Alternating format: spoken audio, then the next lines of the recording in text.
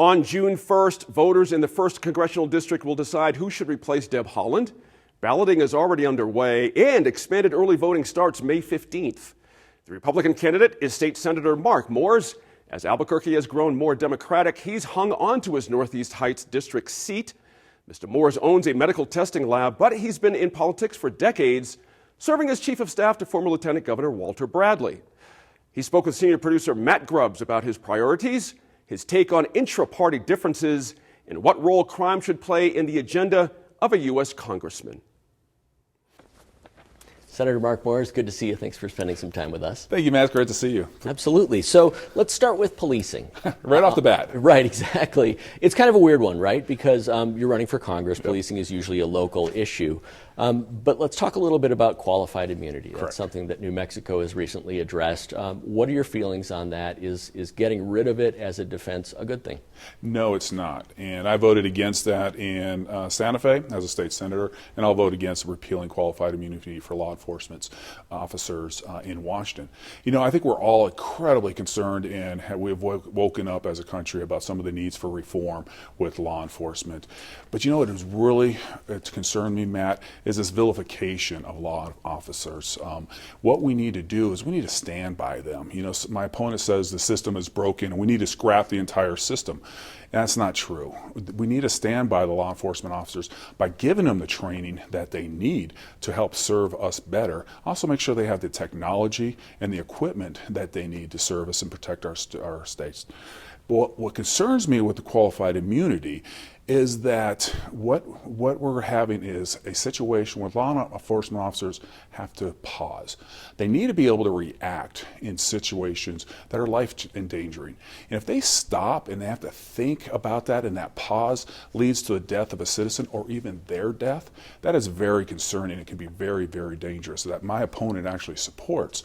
And right now you're seeing a huge reduction in morale in law enforcement. I've talked to officers who have worked for many, many years, and they're wondering why a young officer or a young person would even come into the profession right now. So we cannot vilify the men and women in blue. We need to help them. We need good training, we need good equipment, and we need to be able to move forward and help them. Because you know what, Matt? As you well know, every day we wake up here in central New Mexico, and there seems to be another murder. I think there's about 45 so far this year alone. And that is about twice of what the previous record was for this time of year. It's out of control. This epidemic is out of control. We don't need to defund the police. We don't need to eliminate the police. We don't need radical reform like my opponent wants. What we need to do is actually support and stand by them. And we need to work to make sure bad officers get off the force. No question. But we also need to make sure those officers who are there to protect us have our support, including training and equipment. There's a lot to dig into there. As we speak, the Independent Monitor has come out with his most recent report, and it says essentially that, look, you have the policies in place. You know, for the past 3 reports, you've been totally compliant with these policies, and you're doing okay at training, but that's starting to slack off. And then the real issue is that the department isn't taking these reforms that they entered into with the Department of Justice. The police aren't taking those to heart, and it's almost a culture issue. How do you see your ability to leverage change in that? Do you see that as an issue? It's definitely an issue, and that's where I think we need that reform, not the radical destruction of the system that my opponent supports. We need that training in the sport, and that's something that the federal government can provide without the heavy-handedness of the Department of Justice. You know, I met with the Police Officers Association. They told me that 60 officers are off the street right now just doing paperwork. At a time where crime is through the roof and murders are through the roof right now, we're taking 60 law enforcement officers off the streets to do paperwork. We need training, we need support, we need technology, but we need to have common sense about this, especially with crime out of control right now. Do you feel like the Justice Department should allow the Albuquerque Police Department out of the court-approved settlement agreement right now? I do, because right now we're in crisis. Albuquerque is burning.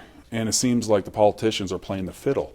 And we got to be able to deal with this criminal element that has just taken over the city right now.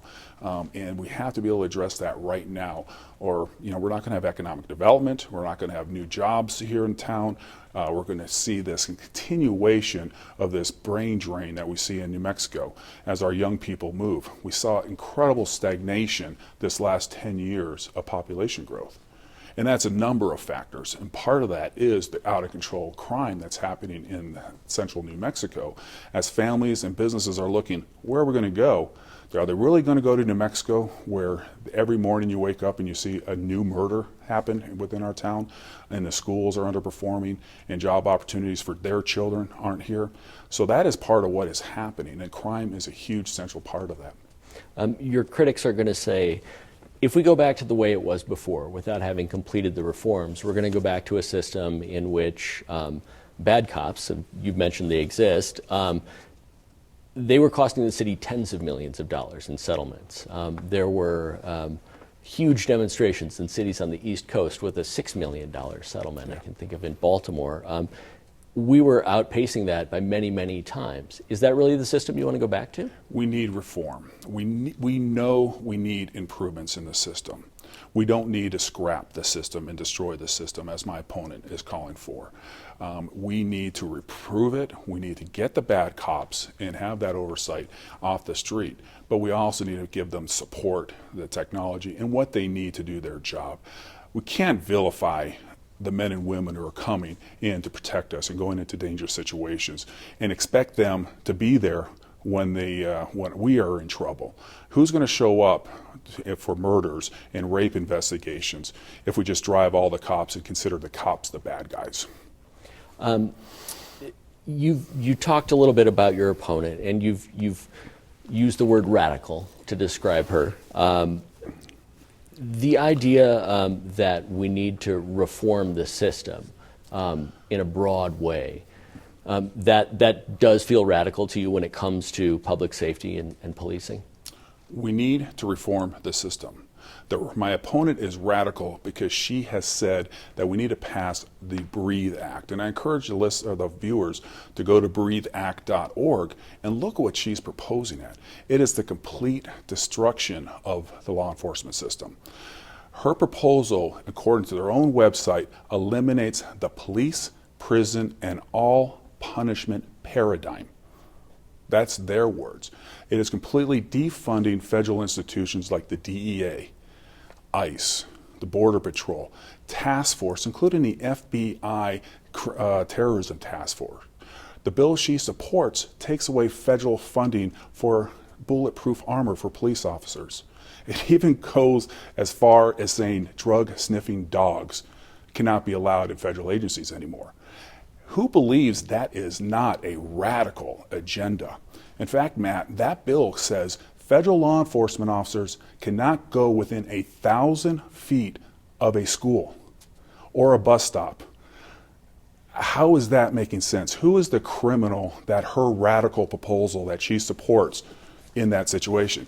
She's saying that police officers, federal law enforcement officers, can't go near a school. Which federal law enforcement officers? It's in the bill. Breatheact.org. Is it immigration? No, because it's there might all. be an argument. It says for that. federal. The bill says federal law enforcement officers on Breathe Act. And who believes that makes sense? Who is the criminal in that situation where sexual predators are being treated the same as law enforcement officers?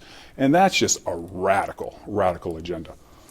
You've worked with some Democrats in the legislature who are, they're left-leaning Democrats. Absolutely. I'm thinking of like Matthew McQueen, Andrea Romero. Good friends. Jeff Steinborn. Mo Maestas. All good friends. Are they radical? I believe so. But I think that's what's important. You bring up a very good point. That you can have different opinions in the legislature, and we deal with some very important, passionate issues that you have to have those differences of opinion. But 90%, my experience dealing with Santa Fe and my experience in government, is that 90% of what we do has to be able to work together. You have to be able to sit down and take like bills like I've talked about and some of the good friends I have on the other side who have very strong opinions about on issues, but then work together on all those other issues. Because our republic does not work if we're always fighting. Now we have to fight and we have to have those debates on these big issues. But all that list of people that you just said, good friends of mine, we have very different opinions on some big policy issues, but I strive to actually work with them on areas where we can work together. And that's one of my strengths, I believe, as a senator. I fight for my conservative values, but I also know that I need to work together with the other side on those that critical issues that we need to advance in New Mexico and the nation. And I'll do that in Washington. I can hear viewers shouting at their screens right now saying that's not how it works in Washington. It certainly doesn't seem to be how it works in Washington. If you win, most of your colleagues will have voted to not recognize the election. You know, that's a sticky issue. Do you feel like there is any question as to whether the results of the 2020 presidential election were legitimate? You said that's not the way it's been working in Washington, and you're absolutely right. Both parties are at fault for that issue, and it's been going on for too long. I have prided myself to actually work with the other side. I actually make it a point every year to find a piece of legislation in Santa Fe that can be bipartisan, including some of the legislation of people that you talked about earlier. This last year I did redistricting reform with one of the most liberal state senators, Gerald Ortiz Pino, and we were successful working with a bipartisan, bicameral legislation. So to answer your question, we're a republic. We have elections. Joe Biden is the president. I didn't vote for him, and I'm not happy about that. But we have to honor our constitutional republic. This amazing American experiment is about 240 years old, más o menos, and we need to make sure it continues for another 240 years. We have elections. They have consequences. We moved on as a nation. If we don't, and we continue this bickering back and forth, and we refuse to work together, I fear that in 240 years we won't have a republic, if not sooner. Yeah, it certainly feels shaky at times. I wanted to talk just a little bit about tax structure and this idea of radicalism. It seems kind of radical that the biggest companies and the wealthiest citizens don't pay very much in tax. These are positions that the Republican Party has supported. Does that feel radical to you? I'm a small business owner. We're in healthcare. And so we actually have to recruit doctors, highly skilled medical professionals here to the state of New Mexico. People who can actually do diagnosis of testing and medical exams, and people who diagnose cancers. They are actually, it's very, very difficult to recruit them if we're not competitive. And we're not competitive when they look at we're looking at histotechs and lab techs who are making six figures. And they can go to Arizona, Texas, other states around the Southwest, or anywhere really in the country. And so since New Mexico is not competitive, we have a much more difficult time recruiting. So we have to be competitive nationally and internationally. So the idea of raising the corporate income tax nationally, then putting it, making us one of the most highly taxed countries in the world, puts us at a competitive disadvantage, especially at a time where we need to be bringing that manufacturing base back to America. Again, I was in the healthcare field. I was in the front lines of the fight against COVID. I personally put on PPE every morning and went out there and collected COVID tests myself and put my health and safety online. And what COVID taught us is that we have outsourced way too much manufacturing. All of our PPE, as you remember, we had to find. Now you see how big I am. Try finding PPE to fit me during the middle of a pandemic. But on a serious note, it was difficult. We had to protect our staff and had to protect the people of New Mexico. But we didn't have that manufacturing at the beginning of the pandemic. We have an instrument that is a $250,000 instrument that allowed us to do COVID testing that we use for viral testing in the laboratory. That instrument's made overseas. And for the rest of the pandemic, we only had that one instrument. We could have put 3 or 4 more instruments in use, but we couldn't get them because the manufacturing wasn't available. So we could have helped much more if we had been able to have that manufacturing here in America. And quite frankly, that instrument took a beating, and there was a lot of maintenance issues as we moved forward, so that we could have actually helped New Mexico a lot more if that manufacturing was here in America. And so that's an example of why we cannot be the highest rated taxed country in the world. But we we're have not. to be, well, we're not right now, but the proposal would go to be one of the highest rated in the world. So that's why I think if we look at the industrialized countries, we're about middle right now. And that's probably where we need to be competitive, because there are a lot of advantages for corporations to be in America. No question about it. We're the most powerful, successful economy the history has ever seen. But by making us less competitive and giving incentives for corporations to move overseas, when we need to be bringing that back here to America, because as COVID proved, we need that manufacturing here in the United States of America, because quite frankly, Matt, there is going to be another pandemic. My grandfather became an orphan because of the Spanish flu 100 years ago. And here we go 100 years later. And with globalization the way it is right now, the next pandemic hopefully won't be for another 100 years, but let's be realistic. The viruses will change, there will be a new virus, and we'll have to be prepared as a nation and a world for the next pandemic. Sure, it's a national security issue. You mentioned redistricting. I do want to get to that. We got about 5 minutes left here, and so much to cover. The idea that elections have consequences, certainly. In 2010, Republicans had Project Red Map, which was the idea was to redistrict as many Republican seats as they could.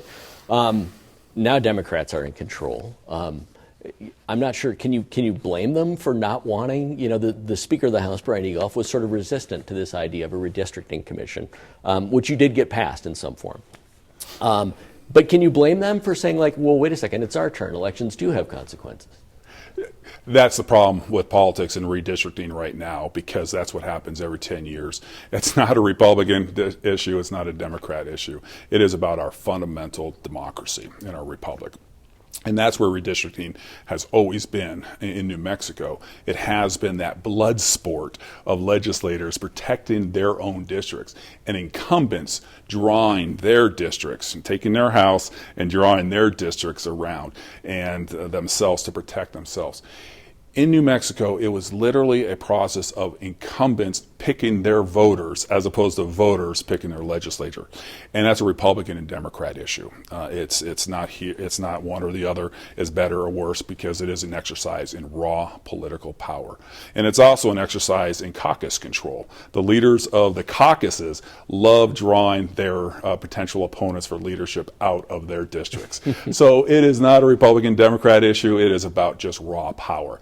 And so the importance of having a bipartisan, bicameral redistricting commission that I worked on for a number of years, and you and I have talked about many a times, was very important for the fundamentals of our republic and our democracy, to make sure that people were able to elect their representatives as opposed to the representatives picking their people. And I'm very proud of that bill. I mentioned earlier, I worked with some of the most liberal members of the state Senate and bipartisan group and members of the House of Representatives. It took a team effort to break up that cabal of power. So I'm really excited about the redistricting reform that's happened. I don't believe it went far enough. I would like a constitutional amendment to mandate that independent redistricting commission is the ultimate arbitrator on picking out what maps there are.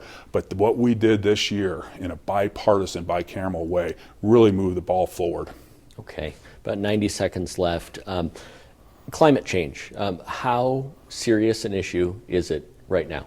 There's no question that we have to change our energy sources moving forward. From nuclear, wind and solar are huge in New Mexico. You look at the economic development of wind mills, like say in Torrance County in 1st Congressional District. Hugely important for the ranchers out there and also for the school districts in the local community tax base that don't have oil and gas. But we also in New Mexico have one of the most vibrant oil and gas industries that have 134,000 jobs. And so it's foolish of us to scrap that like my opponent wants to do and put those people out of work immediately. We need to transition. We are going to transition eventually, but we need to also make sure we're protecting New Mexico, because who is going to get rid of that 40% of the revenue the oil and gas industry brings to the state of New Mexico for capital outlay, for police officers, for our schools? Without that resource, New Mexico is even worse off than we are now.